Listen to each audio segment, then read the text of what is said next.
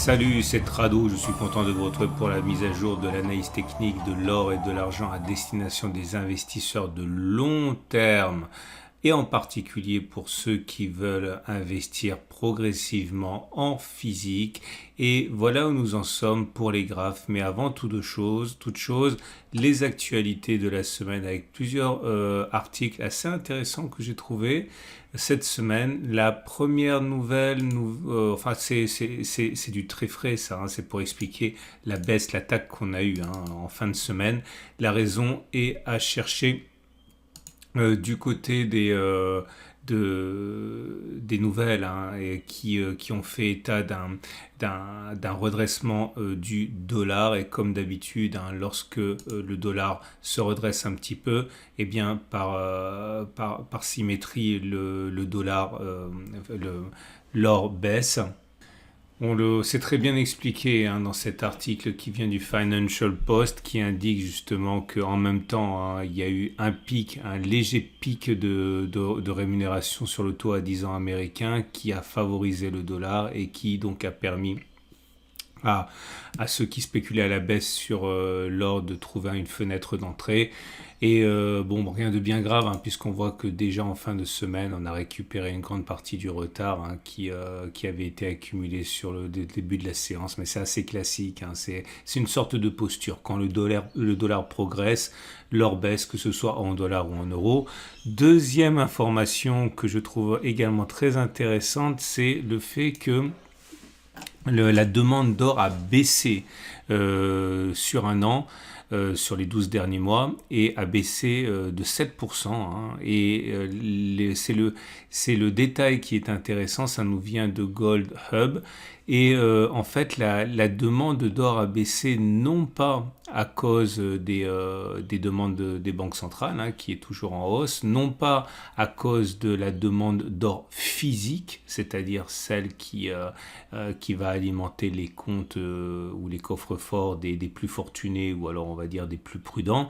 Non, ça aussi, ça a augmenté, ni même la joaillerie qui a continué de progresser. Mais en fait, la baisse est essentiellement due aux sorties d'or sur les trackers, les ETF, l'or papier. Et ça, en fait, c'est le fait des petits porteurs.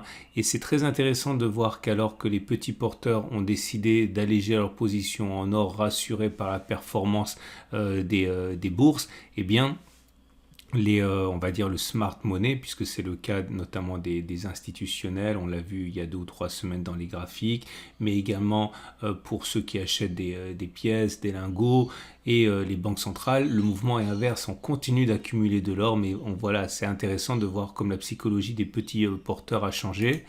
Et le troisième élément concerne une interview qui a été donnée par Ray Dalio. Alors Ray Dalio, si vous ne le connaissez pas, c'est la 100e fortune mondiale.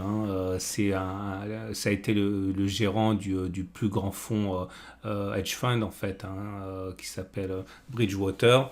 Et on lui posait la question de savoir ce qu'il mettrait sous son matelas si il devait se préparer à des temps, on va dire, difficiles. Et donc Ray Dalio dit, clairement, de l'or. Ça sert à rien, c'est pas productif, mais il y a des forces qui sont encore plus fortes que ça, c'est la création monétaire.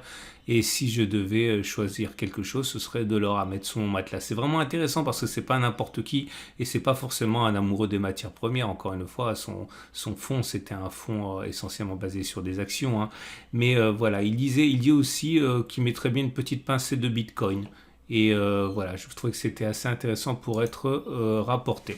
On passe maintenant... Ah non, j'oubliais parce que j'ai eu des demandes par rapport à cette histoire de remonétisation de l'or au Venezuela avec le bolivar qui vaut plus rien. Alors vous trouverez sur l'or et l'argent un article très intéressant qui reprend les éléments importants de tout ça sous la plume de Benjamin Rossort. Et vous avez les liens pour aller voir tout ça sous la vidéo. Et donc on passe à l'analyse technique de l'or libellé en euros qui, ce n'est pas surprenant, encore une fois, il faut vraiment que vous sachiez que l'analyse technique permet d'anticiper beaucoup de choses. Et voyez, à peine a-t-on eu l'audace de s'approcher de la résistance 1567 qui a eu des dégagements. Regardez, on rebondit sur les supports. et on rebondit à la baisse, hein, on descend sur les résistances. C'est comme ça que ça se passe généralement. Alors, pas de quoi remettre en cause les tendances, hein. On est au-dessus de la M200, au-dessus de la M50, au-dessus de la M20. Donc, la tendance de long terme, la tendance de fond et la tendance générale sont haussières. Maintenant, on l'a dit, on le répète, hein, pour l'instant, c'est des gesticulations. On est globalement en clôture à l'intérieur de cette zone. Et tant qu'on ne l'aura pas cassé ni par le haut ni par le bas, ce seront encore une fois des gesticulations, hein.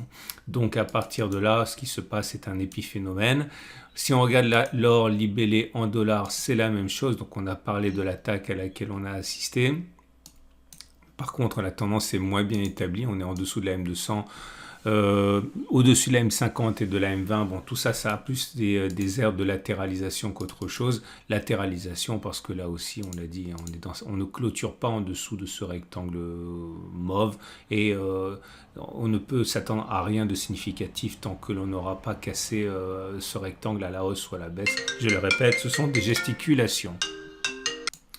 On fait un détour du côté de l'argent, naturellement, l'argent libellé en euros qui se prépare à quelque chose de peut-être sympathique parce qu'il vient de se produire quelque chose que les analystes techniques aiment bien parce que généralement c'est suivi des faits, c'est un croisement moyenne mobile M50. Regardez le précédent il a eu lieu ici. Ok, oh non, c'était plus loin que ça. Donc le dernier, il a eu lieu ici. Ok, il y a un autre qui a eu lieu ici. Mais parfois, ça a des effets beaucoup plus explosifs, hein, comme bien ici. Ok. Donc, ça à suivre de près. Ça ne veut pas dire que ça va forcément fonctionner, mais généralement, ça fonctionne. En tout cas, on a une tendance de long terme qui n'est toujours pas haussière, hein. On est en dessous de la M200. Par contre, on est au-dessus de la M50, au-dessus de la M20, tendance de fond, tendance générale haussière, tendance immédiate baissière parce qu'on est en dessous de la M7. On n'est pas sur des zones d'accumulation rationnelle. On l'a bien compris, zone d'accumulation rationnelle en cas de retour sur les 18,6, 18,9.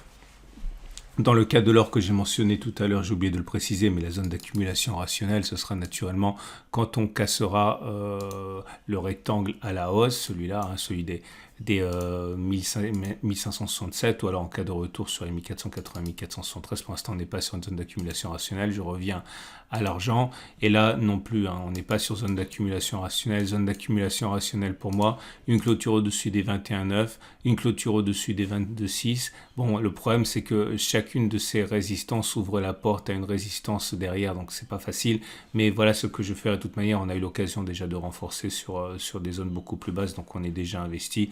Mais première porte d'entrée, on va dire la clôture au-dessus des 21,9, 21,5, tout en sachant qu'on aura un tir de barrage très proche derrière, hein. Et pour l'argent libellé en dollars, c'est pareil, on n'est pas sur zone d'accumulation rationnelle, bien au contraire, on a subi un tir de barrage sur les 24,7, 22, 25, hein, c'était assez classique. La tendance est baissière pour le long terme, haussière pour la tendance de fond, haussière pour la tendance générale, baissière pour la tendance immédiate. Là aussi, le croisement M20, M50, on l'attend avec impatience, hein. Regardez sur l'or en dollars, le dernier qu'il y a eu, c'était ici, hein, vous voyez, comme ça. Donc c'est assez intéressant à suivre. Mais bon, je le répète, hein, zone d'accumulation rationnelle en cas de clôture au-dessus des 25, en cas de retour également sur les 21,4, 29. Voilà ce qu'on pouvait dire pour l'or et pour l'argent. Je vous rappelle que si vous voulez vous tourner vers l'achat d'or physique, mon partenaire depuis des années, c'est aucoffre.com qui vous permet de stocker vos pièces en France ou à l'étranger. Les frais de garde sont gratuits si vous achetez des produits de type LSP, hein. Par exemple, si vous voulez acheter des pièces classiques, eh bien, vous pouvez acheter des Napoléons, etc. Veillez quand même qu'il y ait des produits labellisés LSP pour économiser les frais de garde, parce que bon, voilà, si vous gardez de l'or pour le long terme, forcément, c'est important. Vous avez toutes les adresses en dessous de la vidéo. Je vous souhaite une excellente journée. Je vous dis à mercredi pour la mise à jour.